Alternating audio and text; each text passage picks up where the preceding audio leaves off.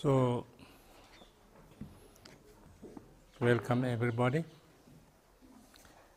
and so today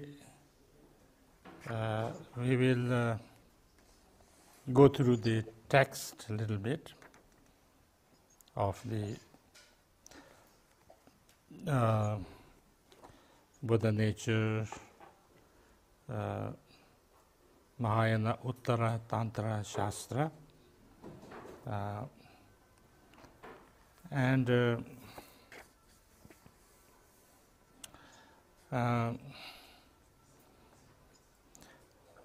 but I was discussing with Lama Rinpoche and others how to go forward, because this is quite a big and serious study, which is not something that we could do justice to the text if I go through it in a week or something like that. And I've also found that if we go on teaching this kind of year after year, what happens is that the people who are able to attend this year may not be able to attend it next year, or so it's difficult for everybody to go through it. Then that I thought that if people are interested to study this text, then maybe we will do it in the way I taught Bodhicaya Avatara during the pandemic, which actually started before the pandemic, but somehow. What I did was recorded about sometimes one stanza or two stanzas, depending on the difficulty of the subject, for about 20 minutes. I tried never to go beyond 20 minutes because of two reasons. One reason is that when I started, somehow my computer couldn't upload more than 20 minutes at a time, somehow. But I thought that was good, because you don't want to listen to something complicated for more than 20 minutes at a time. So I did that, 20 minutes, and then send it like sometimes twice a week. I think once is better. And then people studied this or went through it, and because they could, it was on website or different kind of things. So you could listen to whenever you want, wherever you were, at whatever time you were. And then after every 2 weeks or so, I made a Zoom where whoever wanted to participate could participate. All of these free. And then they could ask questions and we could discuss it. That is how we did this Bodhicaya Avatara. And then sometimes, some places, people kind of made study groups. They,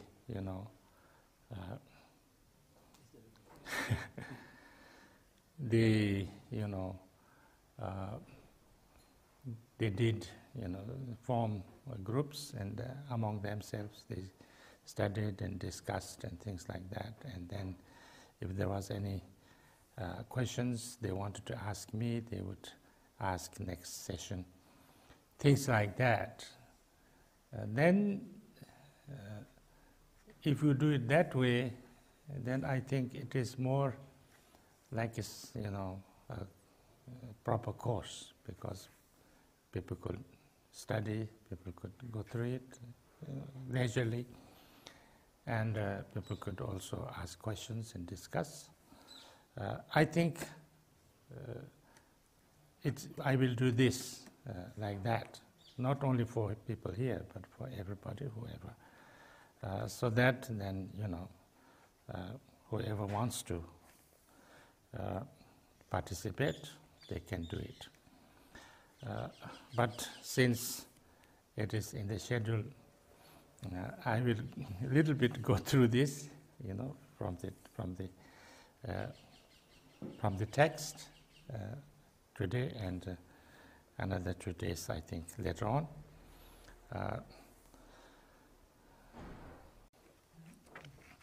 So, first, it starts with Jagarketu, Mahayana Uttara Tantra Shastra. In the language of India, it says, which is actually Sanskrit here, Mahayana Uttara Tantra Shastra. That's the translation. That's the Sanskrit word, Sanskrit name for this book. And in Tibetan, it's Tepa Chumpa Jula Mitenchu. It's a Mahayana.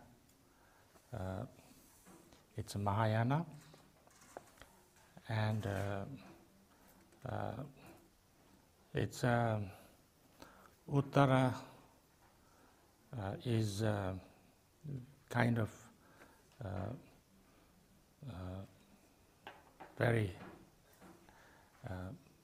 the highest, or the most kind of highest or deepest Uttara. Tantra is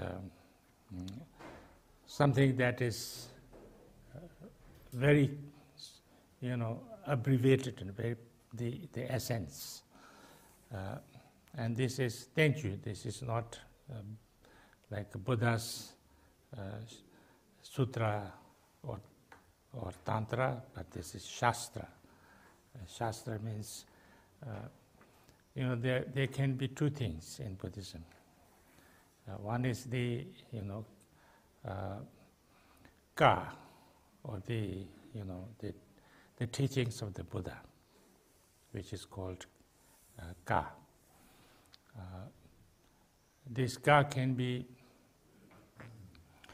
the teachings that Buddha directly gave himself, and then later on kind of they put it into writing. There can also be discussions. Buddha and his followers had a discussion, and then all the discussion, the questions, answers, all together, put together, could also be regarded as Buddha's words. And then there are also, some where sometimes in presence of the Buddha, inspired by the Buddha, or sometimes not totally in presence of the Buddha. Some of the students, senior students, they were discussing, some were asking questions and then some were answering. And this could also be. Then the Buddha said, yeah, that's it, that's right, or something like that. And then it is also regarded as Buddha's direct teachings. So these are Buddha's direct teachings. And Buddha's direct teachings can be sutras and tantras. These are what in Tibetan collection, the translations, we call it Ganjur. There are, 101 or 103 volumes, which are direct teachings of Buddha. That is Ka or Ganjur. Then there are other teachings which is also coming from India, but not direct Buddha's teachings, which were commentaries. Sometimes one point in the teachings of the Buddha that was elaborated, that was like explained by some great masters. Sometimes there's a long teaching by Buddha, like, many volumes sometimes, like Prajnaparamita Sutra, the bigger one, and many other things like that. And so some great masters put them together, All these things about is, kind of to essentialize and then put it in the right order so that we can easily understand, and sometimes they put it into a verse so that you can memorize and things like that. And so different ways of making commentary, but so this something that is written by the great masters in order to make it easier for people to study these writings and their translations from Sanskrit or from other languages into Tibetan are called Tenjur. And these are Tenjus. These are not sutras or tantras, but these are shastras. Shastra means like literature, you can call it if you like. So this is regarded as Shastra because it's not directly taught by the Buddha, but it is supposed to have been taught by Maitreya, who is, like a future Buddha. And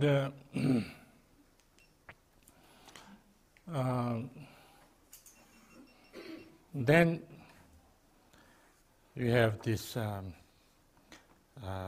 the translators' homage. I bow down to all Buddhas and Bodhisattvas.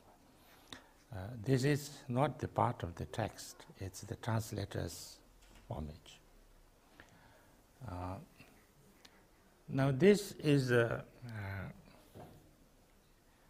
important for classification because,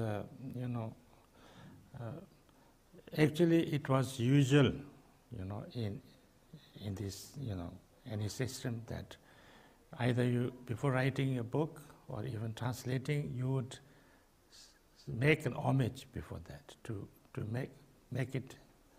make that the task will be successfully done. But then later on in Tibet, they made a rule that this homage will be done written in such a way that it will identify which section of the teachings it belongs to. Like usually all teachings of the Buddha, whether it's Buddha's own teachings or its commentaries, can be categorized in Tripitaka. They call it Tripitaka, means 3 baskets or 3 sections. This is Vinaya and Sutra and Abhidhamma. Everything can be either of these. Vinaya is to do with, with the conduct, like, how to, the rules, how to be a monk or a nun, or even like householders, how to behave, things like that. This is Vinaya, and there are many volumes on this thing. So if this teaching belongs to the Vinaya, then the translator's homage will be, Tamchen Chembala Shansalo. I bow down to the omniscient one, or the Buddha. I bow down to Buddha. If it is in the beginning of said, I bow down to the Buddha, that means that book belongs to the Vinaya section. It's about Vinaya. And if that book belongs to Sutraya, Sutra is, mostly discussions between the Buddhas and his students about meditation, about everything. And there, it will be, I bow down to the Buddhas and Bodhisattvas, Sanjita, especially for the Mahayana Sutras. And then sections that are about the Abhidhamma, which is more like view, philosophy, and things like that. There it would be Jambal Yunuchivala Shansala. I bow down to the Manjushri. So this, translator's homage is very, good way of identifying which kind of section this book belongs to. Then it says, Sanji Chutsu Kamdan Sanjutan, Yuten Sanji Trinle Tamate, Tenju Kunji Lunun Dorduna, Dojayin Nidun Durako. So it says, if condensed, the body of the entire commentary consists of the following 7 Vajra points: Buddha, Dharma, the assembly, the element, enlightenment, qualities, and then Buddha activity. So, now there are sometimes the whole teachings of the Buddha is divided into sutras and tantras, into 2. And sometimes it is divided into 3 sections. 3 wheels of Dharma, they call it. First, turning of the wheel of Dharma. Second, turning of the wheel of Dharma. And third, turning of the wheel of Dharma. So the first wheel of Dharma, turning the wheel of Dharma, is, the most general and, foundational teachings of the Buddha. That is kind of common to all, like 4 Noble Truths. The Vinaya is considered, belong to that, Eightfold Path, and most of the very kind of basic teachings of the Buddha, which is common to all, vehicles. These are the first turning of the Dharma. The second Dharma chakra, or the turning of the Dharma, the wheel of Dharma, is about the, like Prajna Paramita, about the, Bodhisattvayana's teachings, but especially, about the 6 paramitas, about the, the view, like interdependence, emptiness, and all those kind of things. The 6 paramitas is the main thing. So those teachings are regarded as part of the second. Now the third Dharma chakra, or the turning wheel, is elaborating more on Buddha nature. Lots of emphasis and lots of clarifications on what Buddha nature is. And sometimes even the tantras are, regarded as part of the third Dharmachakra. Sometimes people say that tantras can be the fourth Dharmachakra also. But the third Dharmachakra, which is about the Buddha nature, is very near. It's like the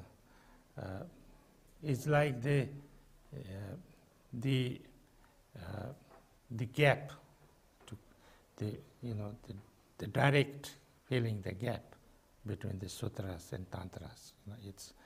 It's very easy to go into the tantra practice.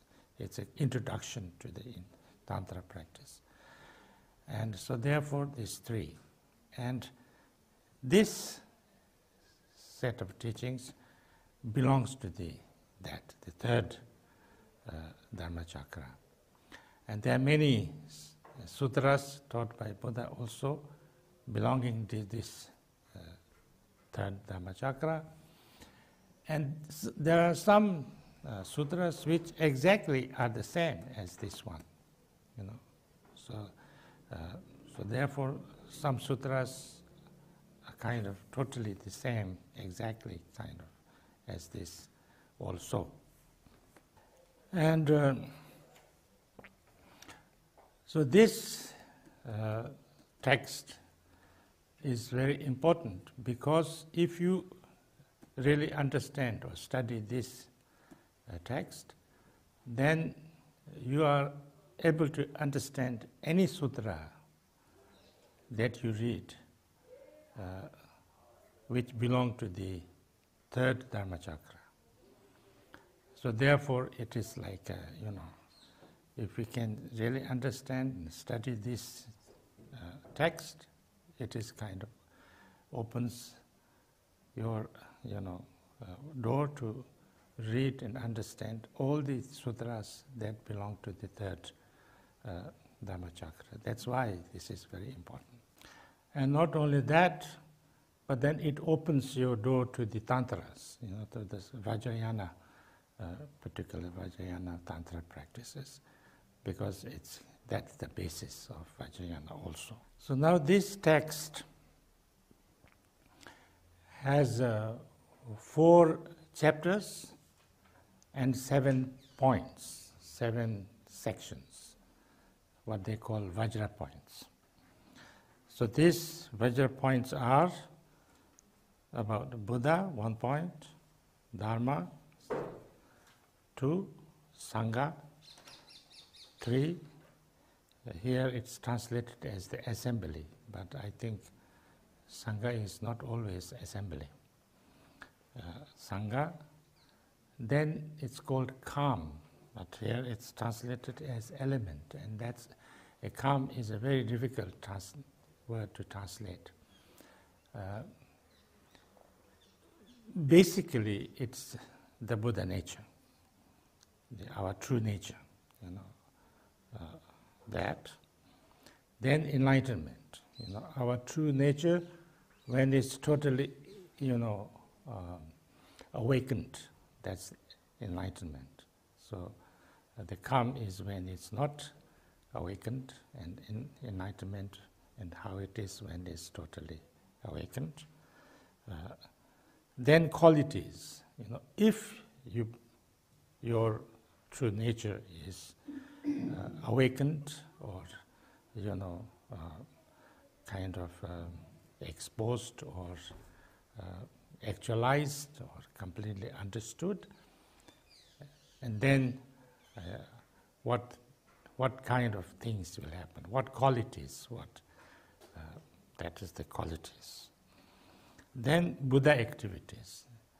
Then you have become, if you have had the enlightenment, you have become a Buddha.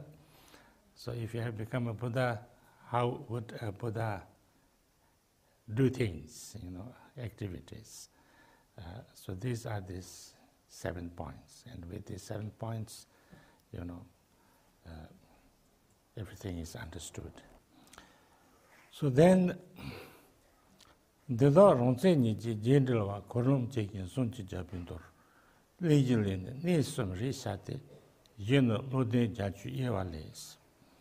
Now how this is, how this sequence.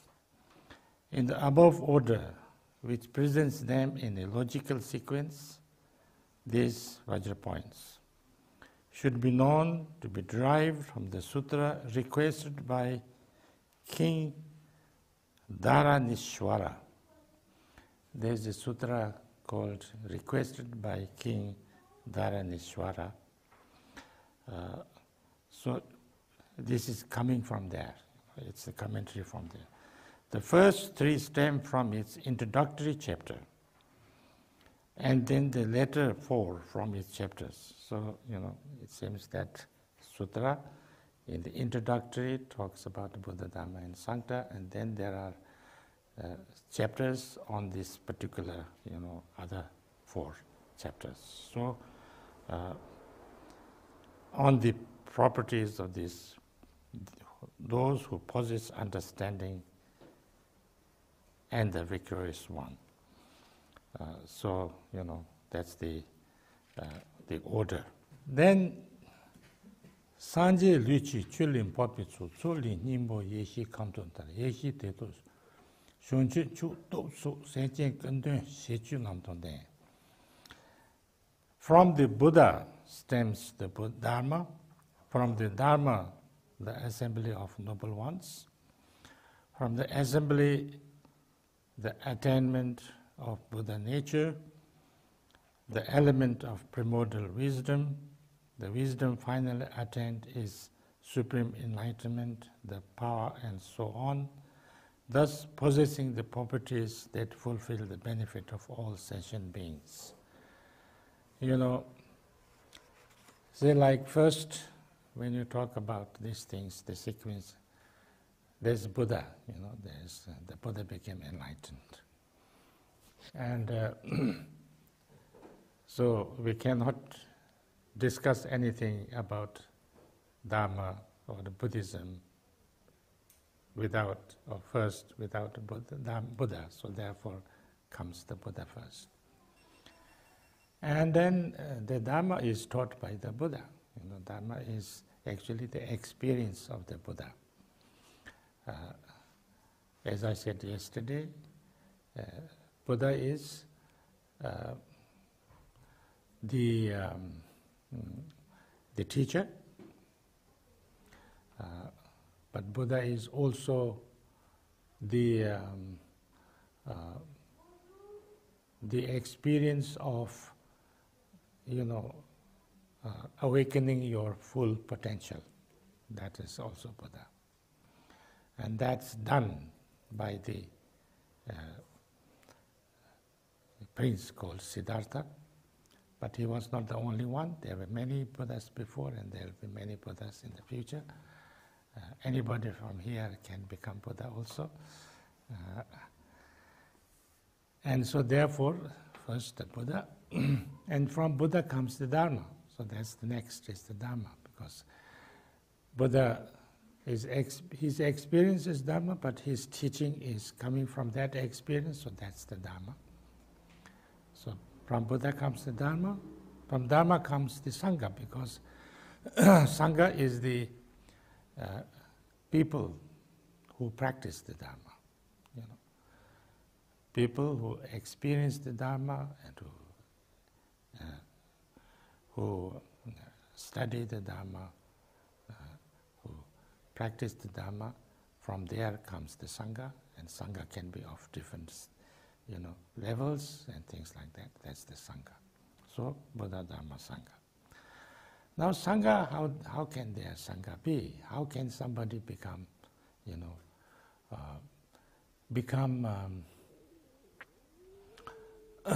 what can you say, transformed and become Sangha?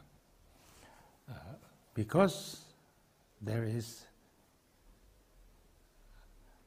essence, there is a potential in us. If there is no essence, there is no potential. You cannot get out any result. Like, for instance, if we use like, what do you call it? That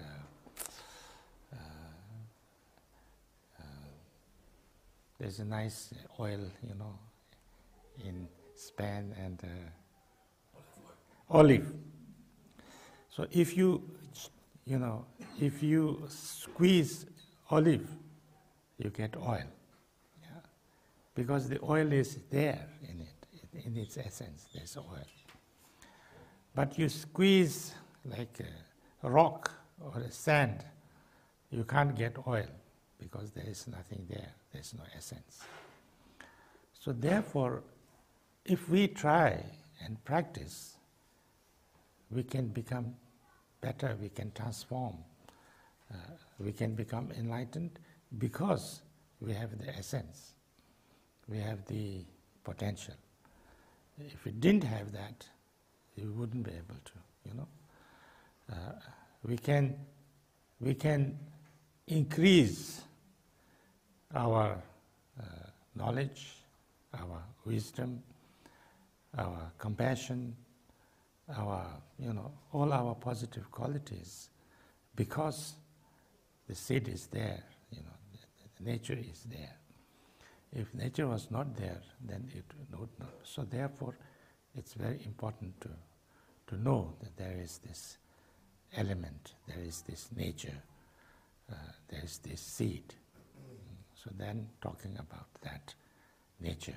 So, of course, from Buddhist point of view, everybody has Buddha, what we call usually Buddha nature. The kind of the basic nature of all beings, not only human beings, but all beings, is not bad. There's no kind of no negative thing there. It's the way we are naturally is same as that of, from Buddhist point of view, of a fully enlightened being. We don't experience this now, we are confused because we don't understand, we don't know. We don't know that we have that potential, we are that potential, that's our true nature. We were told that we are chicken. There's this story, there's a story that, a swan laid an egg in a chicken's, kind of among the chicken's eggs.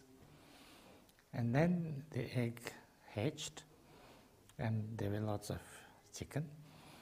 And then the mother chicken said, "You are all chicken, so all of you have to, go after me and act like a chicken.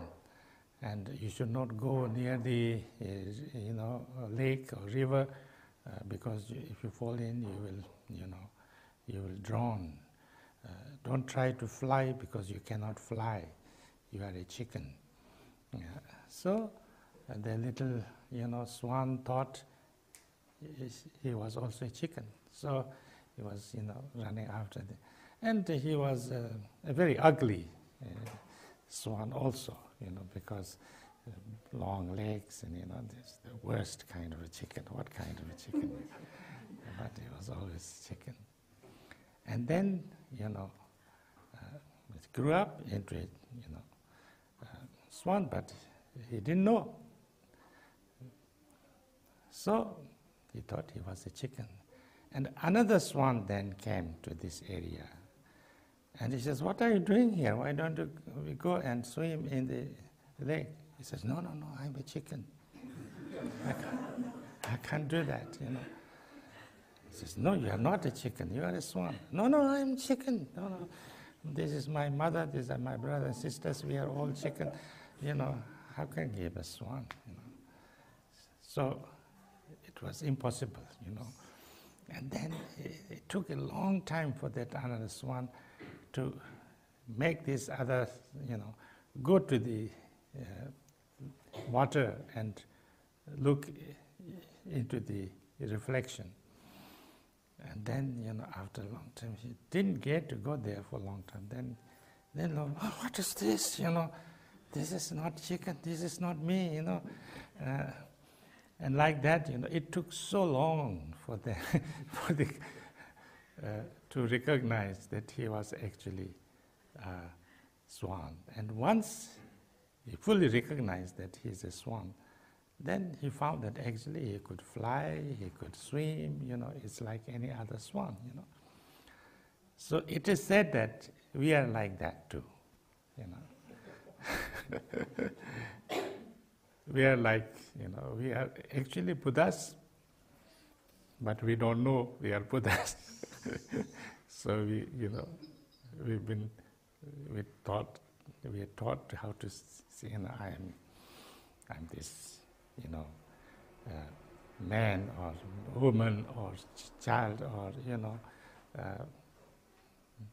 Tibetan or Belgian or something like that, and then I cannot do more than this. I am like this, and I have to see it like this. I have to act like this. I have to feel like this, and then But if you really understood, you got rid of your habitual tendencies, you got rid of your confusion, your wrong views and things like that, then you could actually truly understand you are nothing less than a fully enlightened. So that's the, from Buddhist point of view, that's the idea. And then, the experience of the holy, enlightened, when you actually experience that and, fully become enlightened, what will happen and how you experience it. That's the next one. And then what different qualities, to experience, because sometimes, this is, I think, important to understand, because sometimes people get a little bit of something, do some practice, some meditation, some little thing, and get some, thing, and then think I'm enlightened, and then if they didn't really study too much, or they can totally feel that I am the enlightened one, There are people like that, actually.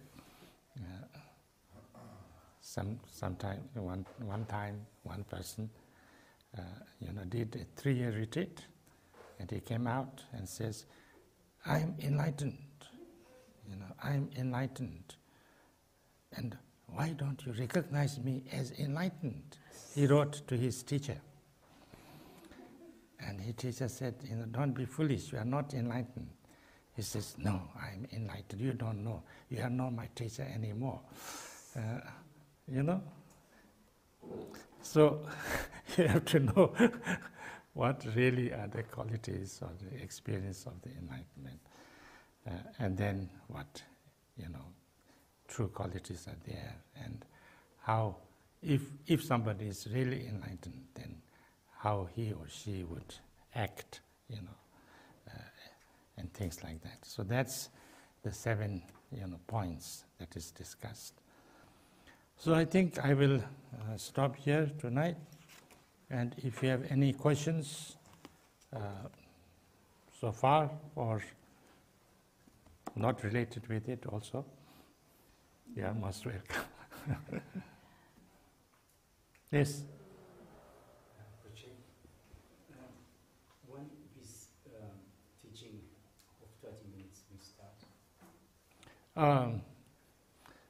I don't know. I'll discuss with my people, and then it should not be too difficult for me to record, 20 minutes if I have a little bit of time. So I'll start quite soon, I think. Yes? Yes. When you say that this Shastra the Buddha of the future, who brought it? Who brought this? Yes, because it comes from the Buddha from the Asanga. Asanga. Asanga, yes. So it's a kind of direct transmission. That is what Asanga said. It is these five books, you know. Yes. He said that this is the teaching that he didn't write down himself, but he got it from Maitreya, and then he put it he taught it, and then this 5 books of Asanga or 5 books of Maitreya became very, important textbooks actually for study of Buddhism. It included not only the third, pound, but others also. So, it became, in Tibet, these are very important subjects, the main kind of treatises that are studied in all Shedas. Yes. In case of end of the humans on this earth, what will happen for the enlightened? What will happen for the not enlightened? From Buddhist point of view, if this world ends, it doesn't matter. There's so many worlds, there is no dearth of worlds,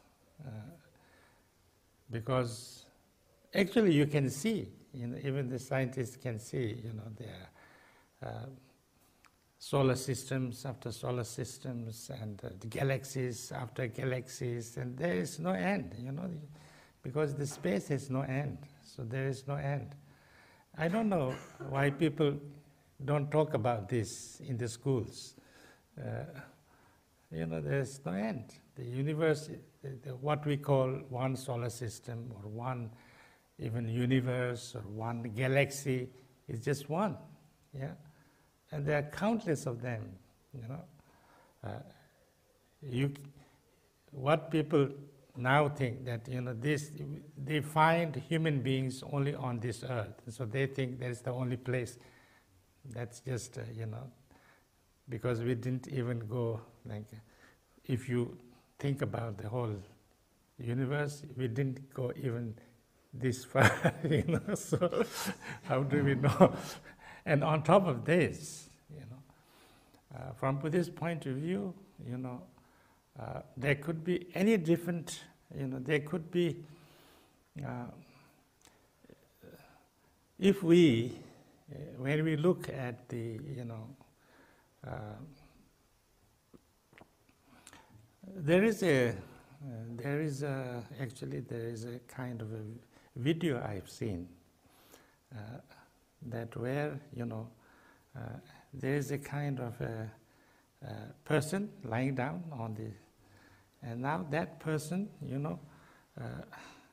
you go back, and go back and go back, that person becomes smaller and disappears, and then slowly the land and things like that, and then the whole world comes, the earth comes, and when you go back, the earth becomes nothing, and then solar system, that also becomes nothing, and then slowly, the whole, you can go back and you can go further, and even the galaxies, nothing, become very small. But then if you go deep, like that person lying on, you go more, go deep, and then this person's, like even one nose or, little bit, you go deep, and then there's like the whole galaxy.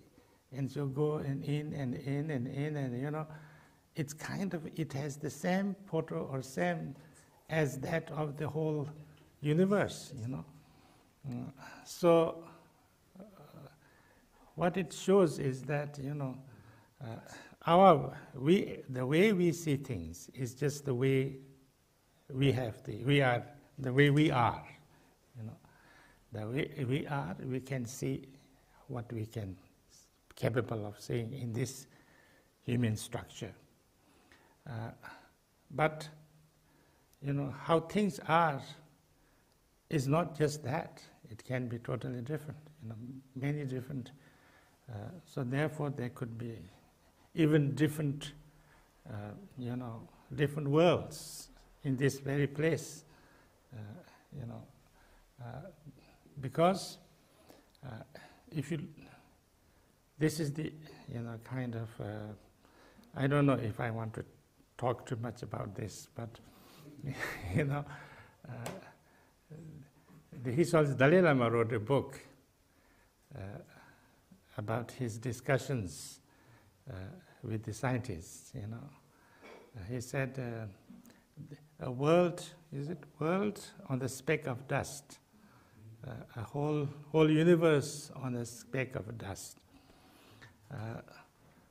This is the concept, and like,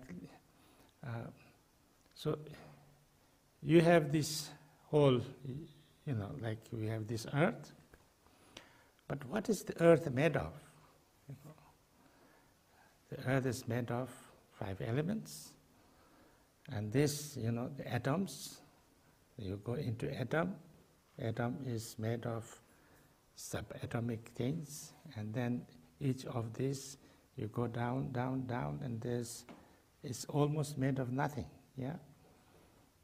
So then the whole universe, is it made of nothing? It's almost made of nothing. So if the whole, this earth is made of nothing, then why can't there be a whole universe on nothing? Yeah? So therefore, you know, this is, from this point of view, that's one way of saying that, you know, you could have many different kind of worlds, maybe, possibly, in this. But also, you know, that if all the people on this earth disappears, they could be born in another galaxy, another universe, and things like that, So we have no problem there. You know, place. Maybe with this body we can go or not, that's another story, but you know. There is a question by Zoom. Okay. It says, what did it change for you when you studied the text for the first time? Uh-huh. What did it bring it to you?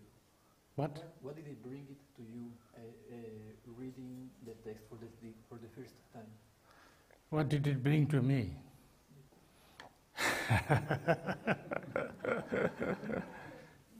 Actually, first time I was studying it, I was studying for my examination. So I was,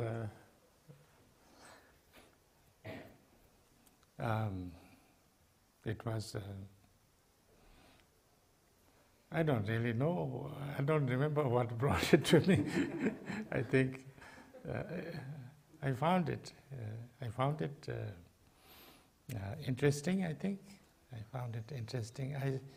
I restudied this book a few times, you know, few times.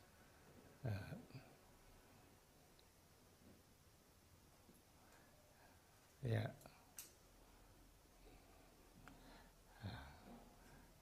May I ask a question? Good evening, Rinpoche. It's Malou in Holland. Yes. Yes. Is it always necessary for an animal or other sentient being to be awakened or liberated by a bodhisattva, or can they among themselves help them towards enlightenment, for instance? Like the swan, he said to the swan, you have to go and swim. But that was a very special swan. I don't know.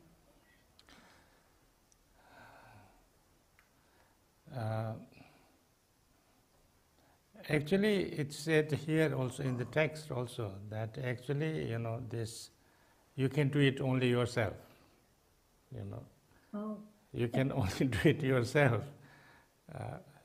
yeah. Nobody can actually give it to you. Yeah, maybe people can help you to, because, if the swan really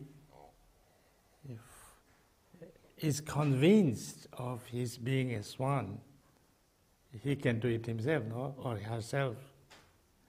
People can just help or say something or influence, but the real experience has to be only yourself. So, and it's about yourself. No, it's yourself discovering yourself. Yeah, and actually experiencing it. It's not even intellectually. So, you can't really tell. You can't. It's beyond. You can say, like, it's all experiences are like that, no? Like, for instance, chocolate. I never tasted chocolate till I think I first chocolate, hot chocolate, when I was in Young Lama's homeschool. Our Mrs. Fredabedi. Because I was the youngest, or I was among the youngest, sometimes in the evening, if she sees me, like walking under her window, she would call in and give a hot chocolate,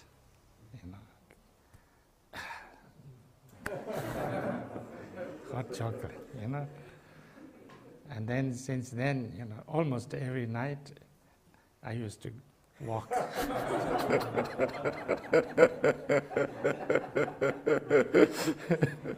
Under her window and make a little noise.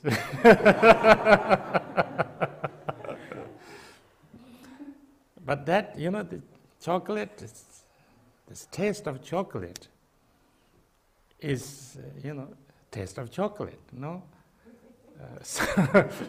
So you can, somebody who has not tasted the chocolate, how do you explain it?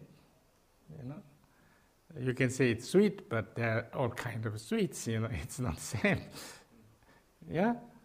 You cannot really explain, So experiences are only experienced, and then you can know, but it cannot be really, explained, no? So it's a little bit like that. That's the idea.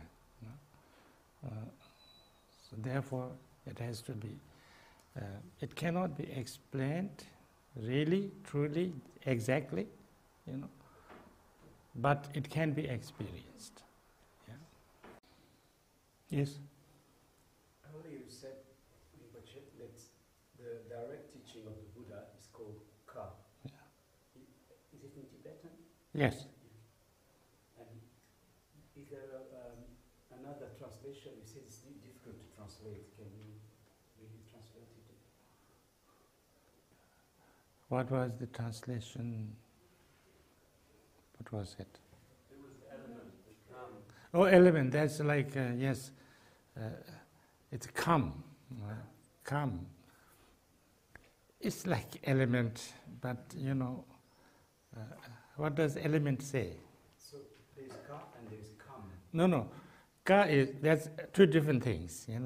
Ka is just, the command or the, direct, like, Ka is like a command or order, or Ka is, a message that comes directly. Ka is just, this is another subject, yeah. We have this Ka and Tenchu, two things. The whole, Buddhist literature consists of two things. One is Ka and one is Tenchu.